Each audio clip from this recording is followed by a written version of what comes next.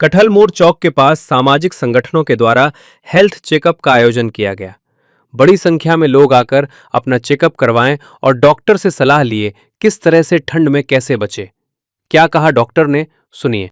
Sir, आज त्रिवेणी medical के द्वारा आप हेल्थ चेकअप लगाया, क्या बोलना चाहिए? बोलना यही चाहेंगे कि हम लोग आज विशेषकर सर्दी खांसी और भी जितने तरह के सीजनल फीवर बुखार है और स्किन चर्म रोग से संबंधित बीमारियां हैं, और हमारे साथ डाइटिशियन भी बैठी हैं, वो भी अपना बता रही हैं कि क्या किस तरह से लोगों को खाना चाहिए डिफरेंट बीमारी में और किस तरह से परहेज करना चाहिए। आजकल का जिस तरह से मौसम बदल रहा है, देख ही रहे हैं, काफ़ी ठंड का मौसम है, उस समय क्या क्या प्रिकॉशंस की ज़रूरत है ये हम लोगों को बता रहे हैं, और किस तरह का आहार होना चाहिए उनका ये भी उनको बता रहे हैं। और अगर जो भी बीपी और हाइपरटेंशन के पेशेंट आ रहे हैं, शुगर के पेशेंट्स आ रहे हैं, उनको भी ये बताया जा रहा है कि भाई कि किस तरह से आप मेडिसिन लीजिए, किस तरह से प्रिकॉशंस लीजिए, ताकि आपका जो लाइफ स्टाइल है वो ठीक रहे, जिसके कारण किसी भी तरह की जो बीमारियां हैं उस पर आप कंट्रोल पा सकें, ताकि एक हेल्दी लाइफ आप जी सकें। जिस तरह से ठंड है सर, ठंड में ज़्यादातर देखा जाए कि बीपी वाले या जो भी डायबिटीज का जिक्र आपने किया, तो उसको कैसे प्रिकॉशन लेना होता है? डायबिटिक पेशेंट या बीपी पेशेंट या जो ज़्यादा उम्र दराज पेशेंट है, उनको चाहिए कि इस ठंड में जो ठंड हो रहा है उसमें उस समय ना निकले, क्योंकि निकलने से क्या होता है कि जो अपनी जो नर्व वेन्स वगैरह होती हैं वो थोड़ा सा सिकुड़ी भी होती है, जिसके कारण रक्तचाप का फ्लो भी बहुत ज़्यादा रहता है बॉडी के अंदर में। फ्लो ज़्यादा रहने के कारण ब्रेन स्ट्रोक की संभावना रहती है, और भी बहुत तरह की चीज़ें का मानी हेमरेजिक स्ट्रोक हो सकता है बॉडी में। शुगर पेशेंट अगर ढंग से अपना फूड डाइट्स को कंट्रोल नहीं कर रहे हैं, जिसके कारण उनका भी डाइट जो है गड़बड़ रहता है, पाचन क्रिया गड़बड़ रहती है। तो सबको चाहिए इस ठंड के मौसम में प्रॉपर डाइट लें, प्रॉपर अपने आप को वार्म अप करें, ज़रूरी है, वार्म अप होना ज़रूरी है। नहीं करने से क्या होता है कि वही गंभीर बीमारियाँ पैदा होती है। फिर मैं डॉक्टर विवेक विद्यार्थी, डायबिटोलॉजिस्ट।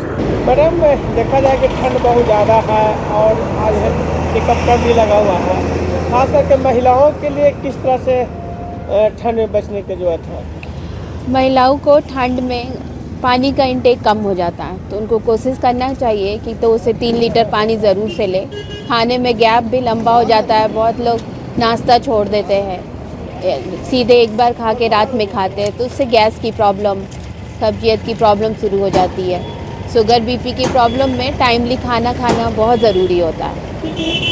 आप जिस तरह से इलाज करते हैं तो आपके पास ज़्यादातर किस तरह से पेशेंट आते हैं? मेरे पास sugar, BP, thyroid, PCOD, weight loss संबंधित, वेट गेन संबंधित ये सारे पेशेंट आते हैं। जिन को वेट लॉस है उनको गेन करना है, उसके लिए क्या करना होगा? वेट लॉस करने के लिए उनको चाहिए कि अपने खाने में ज़्यादा से ज़्यादा सलाद ले, फल ले, और जिनको वेट गेन करना है उनको अपने डाइट में प्रोटीन का इंटेक थोड़ा बढ़ाना चाहिए, कार्बोहाइड्रेट का इंटेक बढ़ाना चाहिए।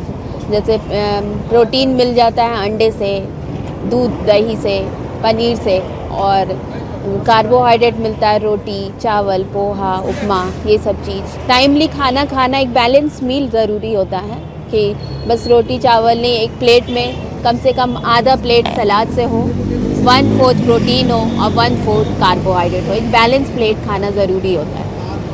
जिस तरह से ठंड है, और ठंड में खास करके जो महिलाएं लोग हैं उनको बहुत जिम्मेदारी मिलती है कि कपड़ा भी धोना है, बच्चे को भी संभालना है, और बर्तन जो भी है घर के साथ काम बिल्कुल मिलता है। तो हाँ। उस ठंड जिस तरह से ठंड है उसके लिए कैसे खास करके महिलाओं को बचने के? महिलाओं को चाहिए कि अपना सुबह उठकर गर्म पानी या कोई डिटॉक्स वाटर, जैसे कि सॉफ्ट पानी, ज़ीरा पानी, अगर शुगर बीपी है तो मेथी का पानी ले सकती है, और उसके बाद नाश्ता टाइमली कर ले।